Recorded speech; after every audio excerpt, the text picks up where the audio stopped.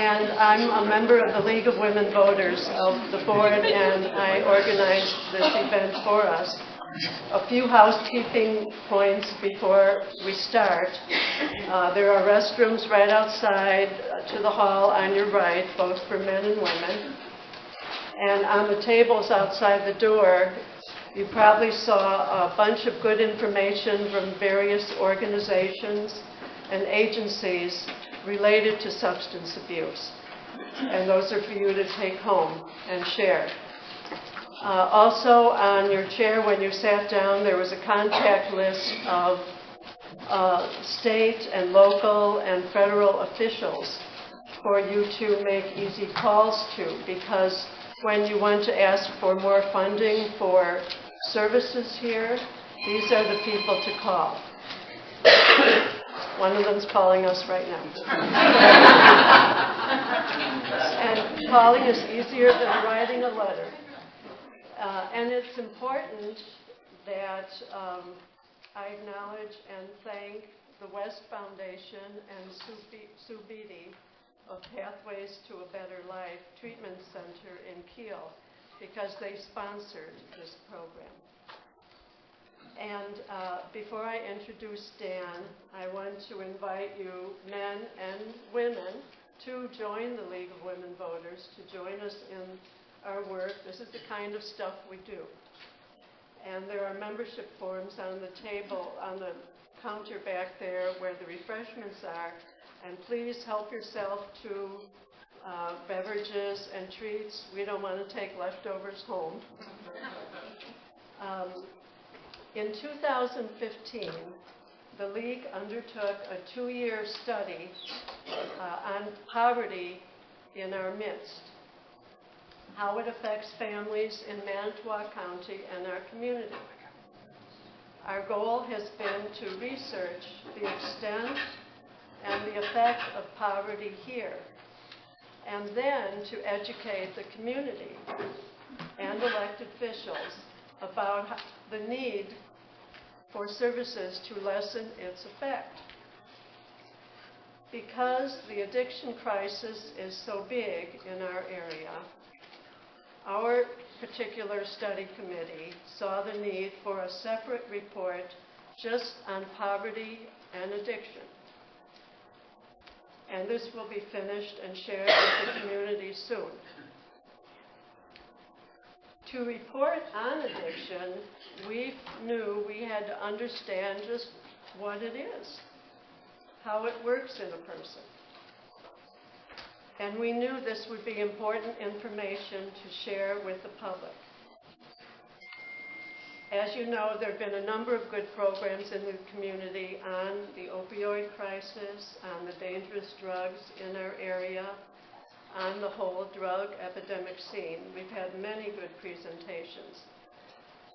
And we've heard heartbreaking stories from many individuals who struggle with dependence and relapse and cravings, and whose lives have been damaged. We've heard these for several years. And we hear professionals tell us addiction is a disease, not a choice, not a character defect, not a moral failing. So how is it a disease? Why do cravings and relapse happen? Why is it so hard to quit or even just plain cut back? Our speaker tonight will answer these and other questions for us. Dan Walters, not yet. Wait for your cue. Registered pharmacist, is the pharmacy manager at Walgreens in Manitowoc. He has given talks on drugs to law enforcement groups and professional pharmaceutical conferences across the state. But many of you know him as the friendly guy at the consultation counter at Walgreens who answers all your questions on your medications. He was a research fellow in the Department of Pharmacology at UW-Madison School of Pharmacy from 1989 to 2002. He was recognized and awarded the Preceptor of the Year Award in 2000 for excellence in teaching and mentoring pharmacy students. He currently serves as the clinical instructor for the state of Wisconsin's drug recognition program. His areas of interest include alternate and natural medicines, infectious diseases, and metabolic syndrome. He's brilliant in his field, but he can also talk in plain English for those of us who don't remember a lot from high school science. There will be time for questions after his presentation, and we request that you please ask your questions about the points he'll cover. Also, Dan asks at the end of the program that you fill in a brief feedback sheet, which I'll pass out then, so he can make his talk even better the next time. Thank you, Dan, for being here tonight and helping us understand the disease of addiction and substance abuse and learn about some exciting treatment options that maybe we haven't heard about before.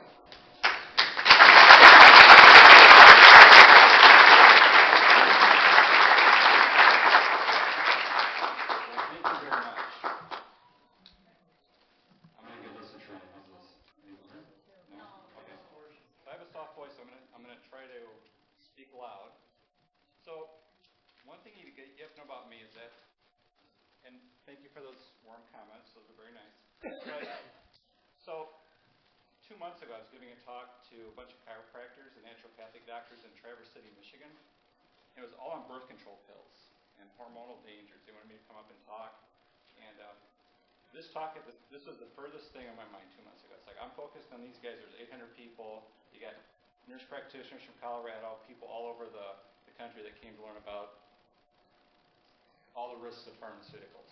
And so I had met with Gene shortly after, and I was so pumped up, I was on a high from giving that talk, so it went really well. And I came back and said, I got to give this talk. And I didn't really know what to expect. I didn't know what kind of turnout I was going to get. The topic is critical, right? So, a couple things. First, it was going to be called the neurobiology of substance abuse, or some fancy term. We kind of condensed it down to talk about the science, okay? And we have to talk about the science. There's no way around it. You can't learn anything unless I talk about the science. So I have to simplify it, okay? So that's what I'm going to try and do. I have lots of graphs, charts, but I also have a couple notes here, okay? So this is not an opioid talk. We're going to talk about opioids at the end, okay? That's the elephant in the room. Everybody, that's the headline, right? You turn on the news every morning, it's opioid crisis. It's everywhere. I have some current information at the end that I'll share with you, and some kind of cool stuff that's going on. Alcohol treatment, some of the more naturopathic approaches, if you will, to treating opioid addiction. And it comes from this. I don't know if everybody's seen this. This was the National Geographic magazine, I think from September. Okay. So the really cool thing about this is I was in Ohio visiting my in-laws, and I get along with my in-laws. They're great people. And I was telling Gene this is how karma works. I was packing up to go home, and my father-in-law was downstairs. He's a professor. He's 80 years old. He's still teaching, and great. I said, do you mind if I take this? He's like, no, you can have it. I said, do you realize what I'm giving this talk on? I said, this is really cool stuff. So a lot of this that's in here, I'm going to be presenting. So it's up to date, okay? So there's a lot of cool stuff. The toughest part for me about giving this talk is that I'm usually in bed by 8:30, so this is going to be past my bedtime. But I have to keep going. So the talk is broken down. First 15 slides or so are just going to be concepts, okay, terminology concepts. We'll go through that. And then we're going to talk about different drug classes. We're going to talk about nicotine, alcohol, opioid stimulants. It's going to be some of the stuff is going to be more involved because, believe it or not, alcohol is a very interesting substance from pharmacological and physiological level. So when you understand what goes through somebody who's dependent on alcohol, you'll learn a lot from a physiological standpoint. You'll understand what addiction is, what homeostasis is, what adaptation is. So we're going to talk about that, okay? So let's get started. That's our overview. Okay, so we're going to just start off with some basics, talk about mechanism of action. And so when I talk about drugs and receptors, I'm not going to give you fancy pharmacological, graduate level stuff. We're going to make it nice and simple. We're going to talk about nicotine, alcohol, marijuana, stimulants. Opioids would be at the end. And then within each class, wherever there's an appropriate drug treatment, and there are for most, and we'll talk about that and how they work. Very simplistically, okay?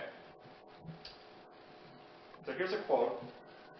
The human body does not make mistakes. It adapts to its environment and seeks to maintain balance. Patrick Flynn, MD, naturopathic doctor. Okay?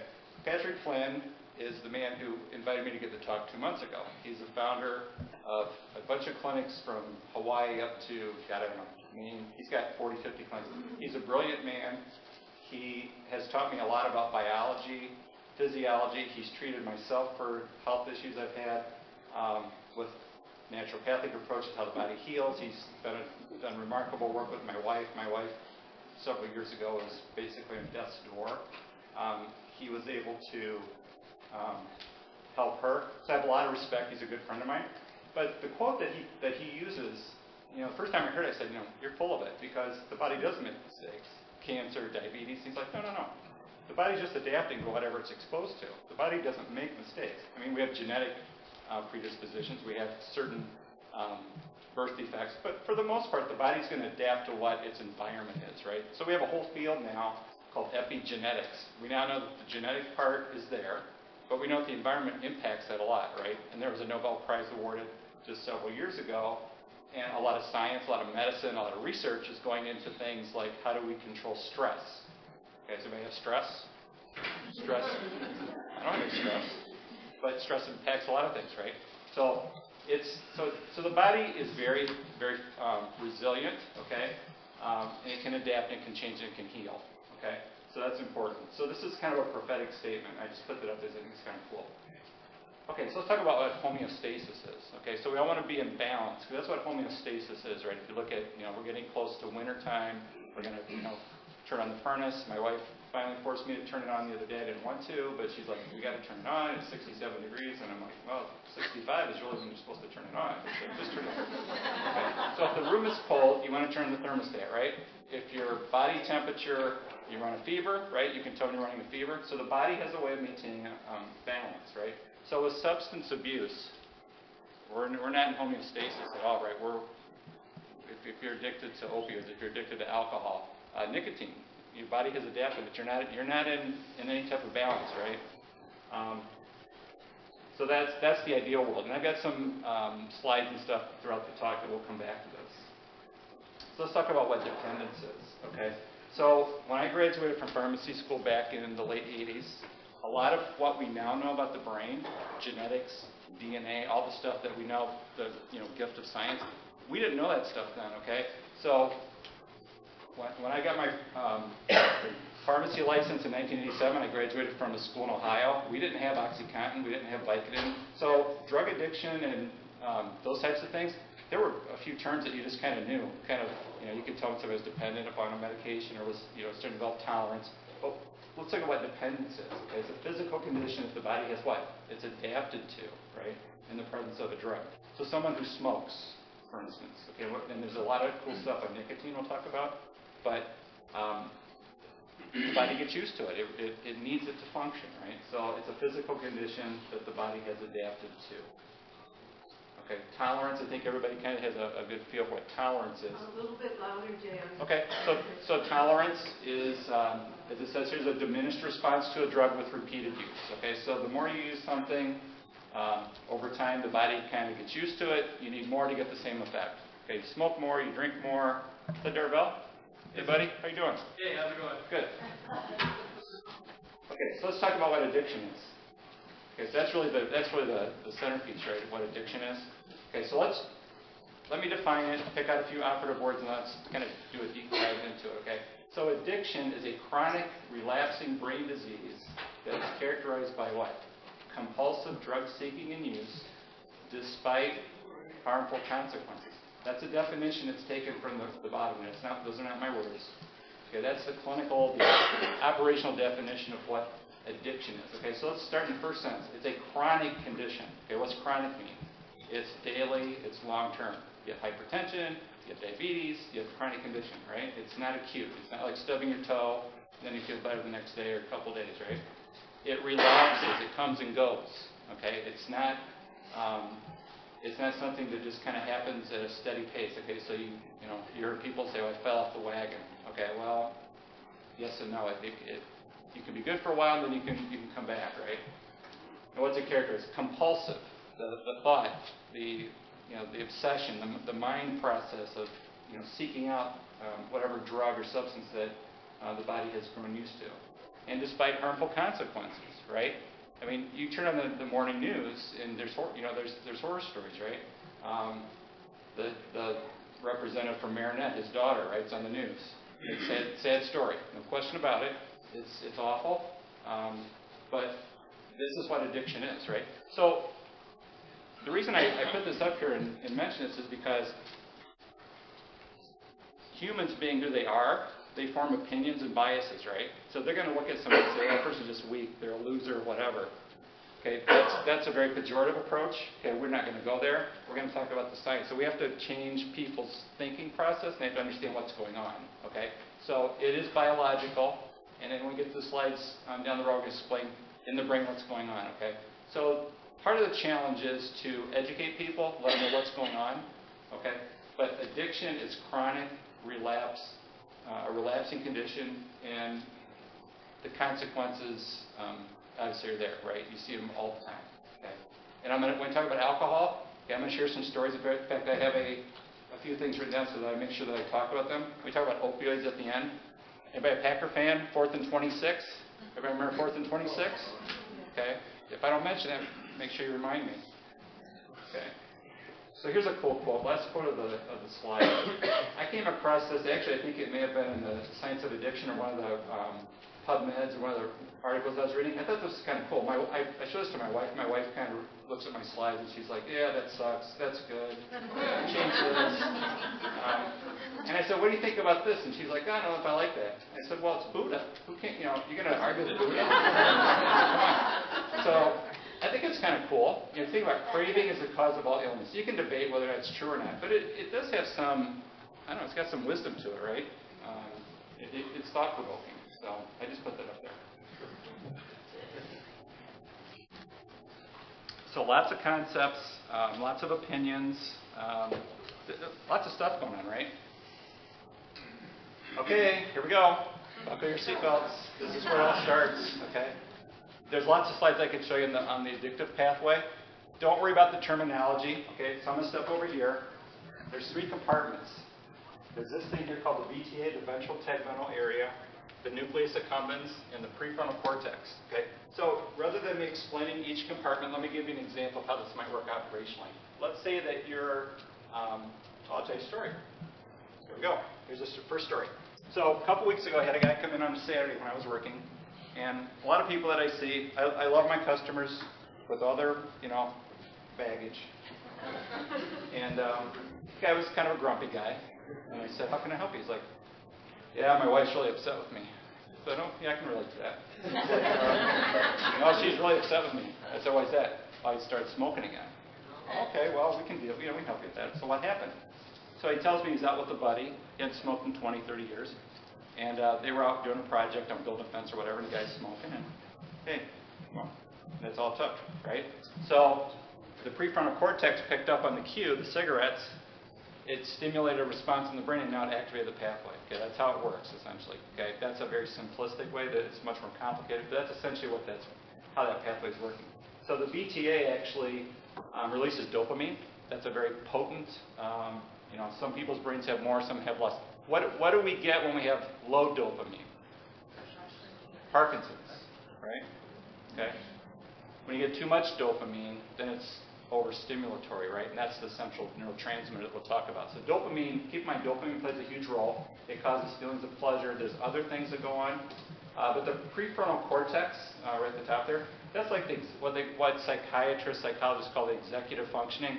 The brakes, you see something, and you act appropriately. You see something, you want to say something, but you don't, right? It's that part of the brain that kind of controls things. So the prefrontal cortex processes it, sends it back, and then that's where the relapsing part comes in too, right? So that's what we're talking about. So all the drugs of abuse, whether it be opioids, stimulants, nicotine, they're all working on that pathway, okay? There's dopamine. That's a nice chemical structure for those of you who like chemistry. Everybody's brain makes it. Okay. Interestingly enough, a lot of neurotransmitters and brain health are due to your GI tract. I don't know if anybody knew that, but if you have a healthy GI system, you typically have a pretty good, healthy brain. I just thought I'd throw that in there. So the gut and brain are directly connected. So like GABA, a lot of brain neurotransmitters, actually are made in your gut. Okay, so you see the effects of the central nervous system, but a lot of them are made in your GI tract. And Dan, can you talk louder? Your Oh, sorry. Okay. Okay. Okay, so here's some other the neurotransmitters of interest. Mike works a little bit. Mike works. Yeah, hold it pretty close to you. This better? A little better? Stand farther away? Yeah, that's better. Okay. Took me 20 minutes. So let's look at some of the neurotransmitters. Yeah, that is better. Okay. So we have acetylcholine, which is a very common useful neurotransmitter in the brain. We have, as for primarily nicotine. Is this better? Okay, I'll get used to it. So nicotine actually works on. Far away is better. Yeah, farther away. So nicotine actually. That's better. Is that good? Okay. So nicotine, when a person smokes nicotine, actually binds to receptors, which are called nicotinic cholinergic receptors. Okay, so we don't really have nicotine receptors in the brain, but we have the cholinergic receptors that the nicotine binds to and produces a lot of the effect, and yes, that is much better. We have dopamine that we just talked about. Norepinephrine is a very common neurotransmitter found throughout your nervous system. Endorphins and enkephalins, those are endogenous chemicals that the brain makes, the natural painkillers, the chemicals in the brain that cause a feel-good sensation, the runner's high, right? So, a friend of mine, he constantly runs. He's into cross-country running. He runs marathons and half marathons, and he feels really good. And part of it is because of the rush of the endorphins and the enkephalins in his brain. That's part of what's going on. GABA and glutamate. GABA and glutamate. It comes and goes. Okay. So GABA and glutamate are two neurotransmitters that play a prominent role in alcohol addiction and dependence. Serotonin, we have drugs that affect that, right? Prozac, citalopram, drugs that people are on for depression, anxiety, a lot of central nervous system issues. And then the last one here is a substance that everybody's body makes, believe it or not. It's called anandamide. It was discovered in the 1990s. And we talk about marijuana, and all the interest was medical marijuana, CBD oil, things like that. Okay, it's a really cool pathway. Okay, so we're gonna spend some time on that. So save that for a little bit. Okay, one last concept called the blood-brain barrier. Whenever I give talks to law enforcement, for some reason they ask me, how do those drugs get into the brain? I thought there was something to block them. Okay. The blood-brain barrier is kind of like your immune system, right? It's there to fight off germs, bacteria, but you also have a protective barrier. But it's not 100%, right? There's gaps, there's barriers. There's certain substances, because they're small enough or they're water soluble. I mean, alcohol is a very small molecule. It's water soluble. It easily gets across. When you smoke, it's a vapor. Your lungs have large surface area, a lot of blood flow. Okay, so it depends on the size of the drug. It depends on what the drug is. And there's also specific what we call transporters that can get stuff from one side to the other. The other way I always talk about this is that if you think of a house with a brick front and you've got the mortar, right, in between the bricks that keeps the water and everything out, over time that can crack, chip, and get water and stuff coming behind. So that barrier can break down. So people, for instance, have high blood pressure. If you have a migraine, those will cause damage to your blood-brain barrier. So people say, well, what's a headache? A headache is just your brain temporarily swelling. There's a lot of other things that go on. But it does put pressure on that barrier, and so you get leakage and other things. So the drugs, they take advantage of that, right? This is just a demo. I was trying to come up with a really good picture, and I really couldn't find one, but basically, it's just a schematic showing that there's things that can damage that. Okay, so repeated drug use, methamphetamine, will do a lot of damage to that barrier as well. Okay, so let's talk about nicotine addiction. Okay, we'll start with nicotine, and we'll kind of work through it. Okay, so nicotine, about 1 in 7 people, I think when I read worldwide, have some type of issue with nicotine addiction.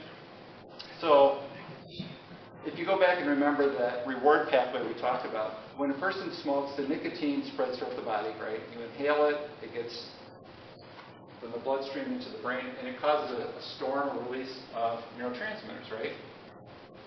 So let me go to the next slide and bring it back to the pathway. If I have it, and we'll go here and come back. So once again, we're talking about the pathway, right? So a person smokes, takes about 7 seconds from the time of inhalation to get to here, okay? So once it gets there, it causes what? It causes a release of dopamine. Okay, so dopamine then gets released, and then it hits receptors, locks and keys that we'll show, and it hits it right here. And then it signals up, right? So the guy that I was saying about that had stopped smoking, then he came back. Okay, so perceived here, signaled here, and that's what kicked it in, right? Much more complicated, but that's essentially how it's working, right? So we have, we have medications for helping people that are dependent with nicotine. So let's go back and talk just briefly from a bullet point standpoint how this works. So smoking delivers a bolus, right, a large dose very rapidly to the brain. It activates the nerve cells that we just showed. Dopamine, I put dopamine blast because that's really what it is. It happens very quickly. And the craving is due to that. So today, before I came here, I was picking on one of my coworkers who smokes. I've been trying to get her to stop for a long time. She doesn't listen to me. Both my parents smoke, so I never smoked. My sister smoked. Both my parents smoked for many years. I tried it once or twice, and I just could not get over it, so I just didn't do it. I just didn't like it. But my parents would always say, you don't understand how hard it is to quit. You don't get it.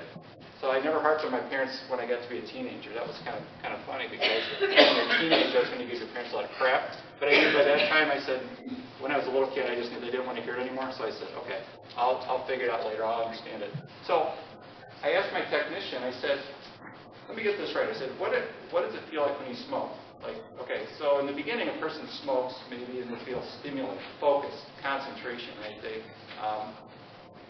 Pharmacy students that I went to, some of my classmates, they would smoke to stay up during exams because it gave them stimulation, right? They stayed up, they could focus.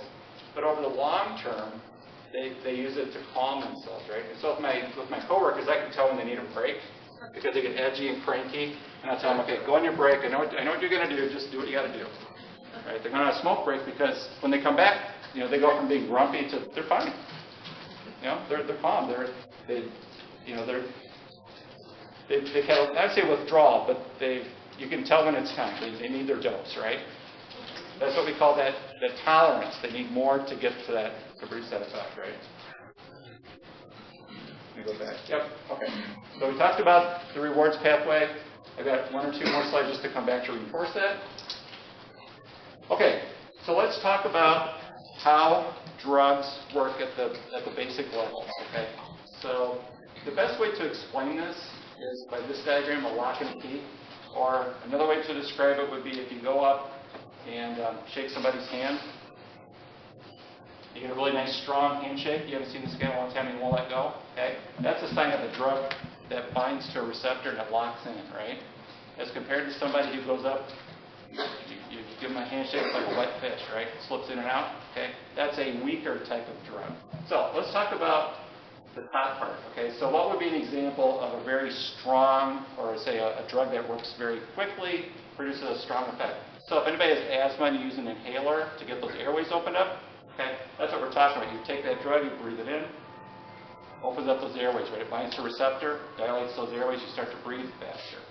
Now, we also have the chemicals in the body that do the same thing. Hormones do this, neurotransmitters do this, but we also have what's called an antagonist, something that's just the opposite, okay? So when I grew up, I was blessed to have a heart condition that fortunately I outgrew. I have what's called PAT, which means for no explained reason, your heart just decides it wants to go 200 beats per minute. And that's what happened. And sometimes I could stop it. I would dunk my face in water, it would stop it. There are a couple times it didn't work. So then what happens Then you live 20 minutes. You grow up in rural Ohio. There's no 911. There's no ambulances. You know, your parents are in a car and they slam the accelerator, you get to the hospital, right? And then they pump you with a drug to slow it down. So they're giving you something to block those cardiac cells, those receptors, to slow your heart rate down, right? So you're stimulating or you're blocking it, right? So that's basically what drugs do in a nutshell. Okay, we talked about this. Clinical effects, properties, increased mental stimulation. There's tolerance over time, right? People, after a while, you need to smoke more often to get the same effect. And the effects change over time, okay? Here's a nice little brain scan. The blue area shows all the parts of the brain that nicotine is binding to. So on the far left, you have a baseline before smoking, and then see how the pattern changes. You have a lot of nicotinic cholinergic receptors in the brain, right? They're widespread, they're all over the place. So within a couple days of not smoking, 2 to 3 days, you're right back there. Okay? There's a lot of other physiological effects that are really cool when a person stops smoking, but since we're focused on addiction in the brain, that's kind of a cool picture. Okay, so I'm not a psychiatrist, neurologist. I just saw the slide from the Amen Institute down in Chicago. Dr. Amen, who's a really brilliant guy. He has lots of cool slides. And if you want, I highly recommend if you go on Facebook and you want to learn some really cool stuff about how to cope with stress and how to deal with a lot of crap in life. He's really good. A-M-E-N, just like amen. Okay? He's a really cool guy. So I highly recommend that you check it out. Okay, so somebody asked me, like, are you going to talk about genetics and addiction? And I said, well, I can. I don't want to, but I can. And they said, well, why not? I said, so here's my thinking on genetics, okay? So I don't believe that genetics can explain everything, and it doesn't. It can explain part of the picture, but when you read an article or listen to the nightly news, the so-called experts, we're looking for a gene for everything, right? It seems like, okay, we have all this information, we have all this, DNA data. University of Michigan has a bank of DNA data. They're studying people, from what I remember reading about a week ago. They have DNA collection on like different disease states, like people who have alcoholism, people who are addicted to opioids. They're trying to go back and type and break down their DNA and try to find a gene. And the science is cool, but I just think that they're kind of maybe a little bit off base, because what they're trying to do is take the DNA and come up with drugs to try to target that, right? And that's okay, but let's fundamentally understand what's going on first, okay? It's great information, but let's not come from the standpoint that genetics explains everything. It doesn't. It's only part of the picture. So the first slide I have, or the first bullet point, the CYP2A6 enzyme, that's just a fancy term. It's a liver enzyme. Your body metabolizes certain drugs, toxins. Your liver is very effective at detoxing. And there's some people whose enzymes are more efficient. Some are less efficient, right? Some people require more nicotine, some require less. And in the brain, the dopamine receptor, that's the part that we're talking about that's involved with addiction. There's some people's brains that are more sensitive, right? There's what's called SNPs. Okay, so I'll give you one more little, cocktail piece of information you can use if you're with your friends sometime. So SNP, SNPs, they're just called single nucleotide polymorphisms. It's a fancy term. So if you know how DNA is spread out in a double helix, they line up, and what will happen is you'll have two little base pairs that will be here in one person, and over here it'll be off a little bit. Same receptor, but this person will bind and act differently than this person. Okay? Some people use the addictive personality. People that want to, they just like that rush, right? That might explain some of it. Okay? So like my oldest son, he's just, I love him dearly, but he's a real active kid. You can tell him, hey, you want to go skydiving? When? Let's go now. And he's like, no. I'm not going with you. But that's just what he is. His brain is wired differently. Okay? Very bright kid, but just everything's wired differently for some people. Okay? So for treatment options for nicotine and nicotine addiction, and this is something that you've probably all seen, right? You can go to a drugstore and get patches. You can get gum.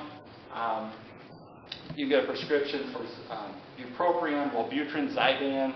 It's been used for a long time. We have Chantix. I was talking to a lady today. She came in and she was on Chantix for about 7 weeks. And I said, so how's it going? And she had a smile on her face. I said, oh, really good. I feel really just awesome. I said, well, good for you. I said, so are you having any problems with the drug, any side effects? She's like, yeah, I got some really cool dreams. And I said, well, can we share any of them? And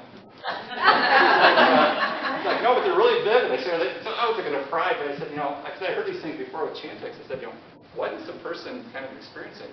She's like, oh, they're just really vivid and colorful. I said, they're like night terrors? She goes, no, not really, but they're there. She says, if I'm not smoking, I feel good. And the good news is about another month, she hopefully won't need it, because 7 to 12 weeks, she hopefully has learned some tools and some risk avoidance. Maybe she won't need it, right? So that's kind of cool. So I like to have fun with people. I always like to throw curveballs at people because they never know what I'm going to say. Because I always try to change the narrative and the perception that people have pharmacists. Okay, so I'm going to tell you something that I think is kind of funny. When I was giving this talk up in Michigan, I told this line, and my wife's here, and she's probably going to say, don't say this, but I'm going to say it anyways. I said, in the world of pharmacy, there's 2 classes of pharmacists. You're either, okay, ready? You're either a nerd or a turd. So my goal is to dispel that myth. Okay? I want to be proactive. I want to interact with people. I want to knock down the barriers, get people to laugh. I mean, this is serious stuff, right? There's no question. But you got to learn. You got to look at life and say, okay, doesn't matter what I've done. I can learn. I can do better. Take this information, right? Do something with it. I'm going to catch crap for that one. That's okay. Oh boy, here we go. Okay, marijuana. Yeah, there's a lot of stuff on marijuana. So when we talk about marijuana, the image comes up, right? The hippie, the tie-dye T-shirt. If everybody remembers the movie back, Fast Times at Ridgemont High. Some of you might be old enough to remember that movie. The guy running out of the van with the smoke everywhere. The dreadlocks. So let's talk about marijuana, but let's talk about it from the concept of what it does, what system it works on. Let's not talk about so much the drug. Let's talk about the system, since we were talking about addiction and what happens. Okay, so there's THC. That's the one that gets all the attention, right? That's the one that releases all the good stuff. All right, so buckle your seatbelts, because this is going to be really cool. Okay, so this is actually a slide that I've seen many times. I put this up several years ago when I was talking to a bunch of police officers in Wausau, and they fell asleep on it. And they said, so my friend Joe, he gets up and he starts, cussing and swearing, and they wake up. So it's kind of interesting when you talk to police officers, they use colorful language. It's a different dynamic. So here's the really cool thing, okay? So everybody in this room, guess what? You have the system. Okay, you can't escape it. You have it. God put it in your body. Okay, He didn't put it there for you to smoke pot. Okay, He put it there because guess what? This is what we call a balancing system. Okay, so you have a central nervous system and you have an immune system, and now you have this thing here called an endocannabinoid system. So if that sounds funky, and it is. Have you heard of medical marijuana? Guess what? It's gonna happen, right? And guess what? I'm glad, because it's got a lot of potential. A lot of potential. But the problem is, wherever there's a drug and a potential, guess what happens? There's always a chance for what? Diversion, contamination, abuse, right? So that's the dilemma, okay? So it's going to happen. It's just a matter of time. But we got to come up with a system that's going to ensure purity, get it in the right hands, regulate it, because I think it has a lot of potential. It's some of the stuff that you read. Some of the conditions that it treats, post-traumatic stress, anxiety, neuropathy, Parkinson's, okay? So, I have a friend who I haven't seen until July. I haven't seen him since my wedding. July 16th, 1988. He was at my wedding. I haven't seen him since then. So I pick up my phone, I'm going to work, and I see on Facebook, so-and-so's going to EAA. So I texted him and said, you better make sure you get your butt from... He came over on the Badger. I said, you better get your butt from there to see me because I haven't seen you in a long time. So he showed up, and it was really cool. And I found out that he's 52 years old. He's got Parkinson's. Because I was with him, and I started noticing his lip twitching, and he had lack of affect. I said, Brett, what's wrong with you, buddy? He's like, yeah, I got Parkinson's. So I started talking to him. I said, what drugs are you taking? How's it working? Yeah, so-and-so. He was starting to already max out on some of his drugs. So I told him? I said, you need to look into medical marijuana. You need to talk to your doctor and have a discussion. I'm not saying do it. I'm saying check it out. Because there are people in other states that do use it. Now, I'm not saying go out and try it. I'm saying do your homework, educate yourself. You're a young man. Talk to your doctor. Get a dialogue going. See if it has any benefit for you, okay? So forget about the stereotype. Find somebody who's educated and do your homework, okay? So here's the really cool thing about this system, okay? So the light blue areas, those are what's called CB1 receptors, those lock and key, right? Okay? Those are found in your central nervous system, the brain all the way down. See those light blue spots? Brain, central nervous system, spinal cord. But look here. Those dark blue spots, those are CB2 receptors. Those are your immune system. That's what keeps you healthy. That's what fights off bugs and bacteria and keeps you alive. Okay, when you get sick.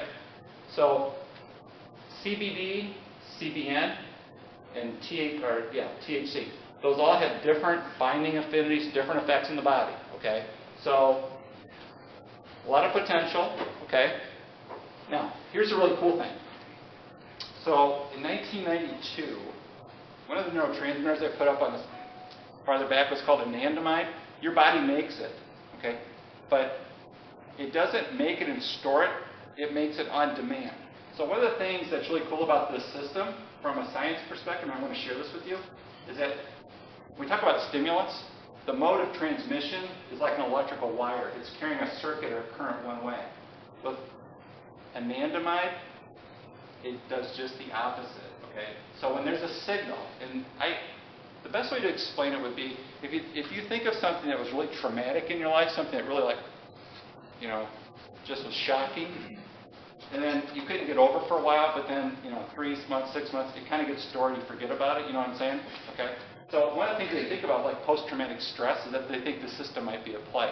Because, and someone's got PTSD, they put them on medications, but the system, they feel, is active because your body will produce a chemical, the anandamide, okay, it's not stored, it's produced when there's a stressor, feeds back, and guess what happens? Instead of causing a transmission, a communication, feeds back and inhibits it. So it shuts it down. Okay, that's kind of cool. So that's why there's a lot of interest. So think about neuropathy. If you got here diabetic, okay, you got nerve pain, okay, you got nerve fibers here, right? And everywhere. So if you can find something, okay, they get gabapentin, right? But a lot of people don't like it. And it's, that's another drug of abuse. Okay, so that's another problem with a pharmaceutical drug. So now we have a natural product, we have a natural system. So let's take a look at it, right? So I'm not going to get into the pharmaceutical conspiracy theories. That would be a lot of fun. But let's just say that there's a struggle between natural approaches and pharmaceutical approaches. Okay, so it's turf war, right? But if you're interested, this is really cool stuff from a science perspective, and it's going to happen, okay? I guarantee you. Okay, so let's talk about the seen effects of THC, marijuana, okay? So euphoria, excitability is actually a side effect. When a person stops it, they sometimes go through withdrawal, they get the irritability, the headaches, increased appetite. That's because you have those receptors in your hypothalamus, right? So you get the munchies, it stimulates appetite. Relaxed, apathetic, you don't want to do anything, you're chilling, right? The visual, the auditory sensations, we call that synesthesia, fancy term, SAS, your central adrenal, I think it's called, SAS it's called. Basically, it's your nerves and your adrenal glands, the cortisol response, right? It affects it. So some people, you can see music. It's like I'm saying, the senses don't make sense, right? You can't feel music, but maybe you can, right? So just different funky things like that. Irritability when the drug wears off. Interestingly enough, you remember the nucleus accumbens, that was that center part of that brain pathway I showed you? People who smoke long term, you get inflammation. That puffs up and swells up, right? So that's not good.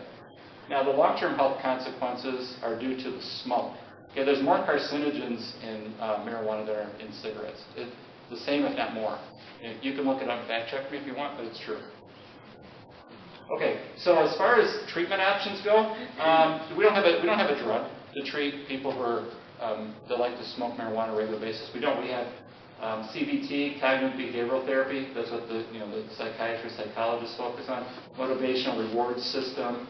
I put gateway drug there because I think what's really interesting is that, okay, so I have a lot of, I don't have a lot of friends. I have a couple of really good friends.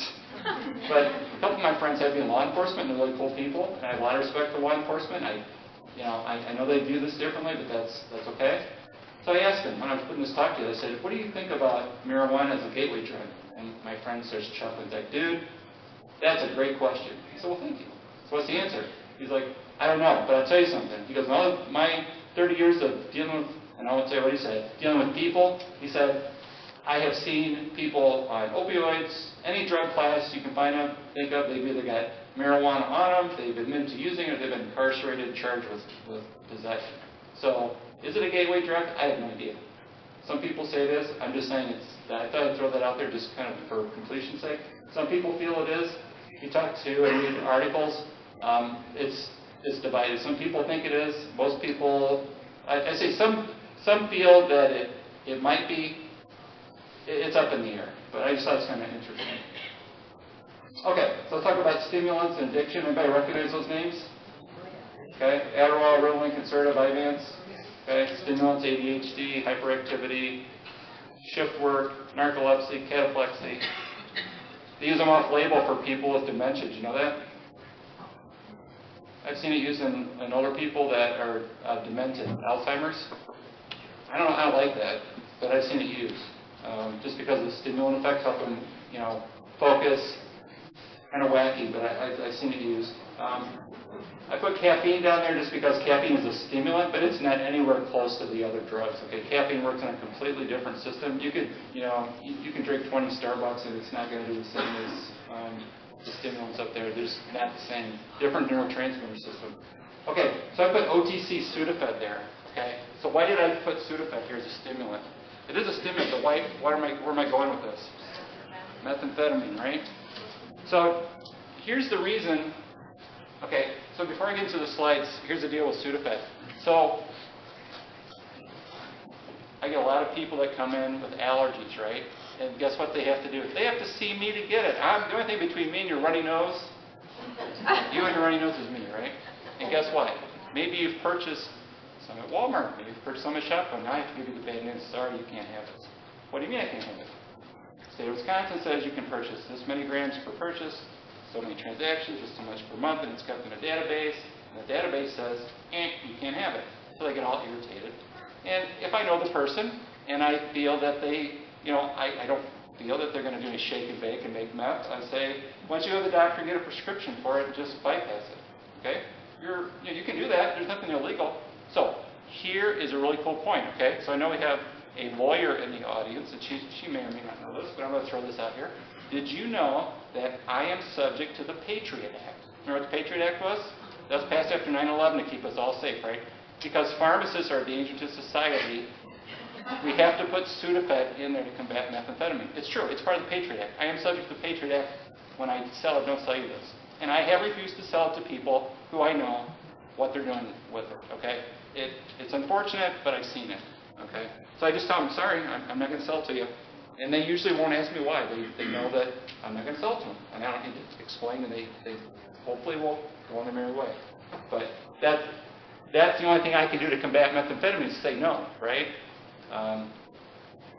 So that's the history behind it. Okay, so when the pharmacist says you can't have Sudafed, it's not me.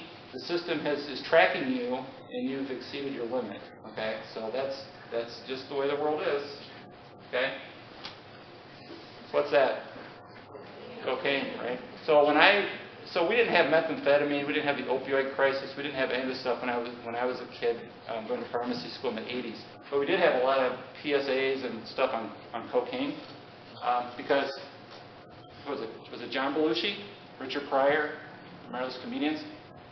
Crack cocaine, right? There's a commercial. This is your brain on drugs. Get the picture. It showed the cracking of the egg. Everybody remember those pictures? Yeah. Nancy Reagan. Okay, those are the good old days. Okay. You know, I mean, the 80s were interesting because we started, you know, that was the beginning of drug abuse with stimulants, right? And it still is. We still have problems with cocaine, but we have more problems with methamphetamine, right? Everybody seen Breaking Bad? You seen Breaking Bad? You know, I've said this before, and it's kind of weird because people say, really? It's one of the best series I ever saw in my life. It was awesome because it captured what's going on. I mean, sure, it's acting, but the acting by itself was awesome, but it did show the undercurrents, the dark side, physiologically, not sure, maybe to an amplified level, but if you want to really learn about methamphetamine and the stuff that happens, watch Breaking Bad. Seriously, it's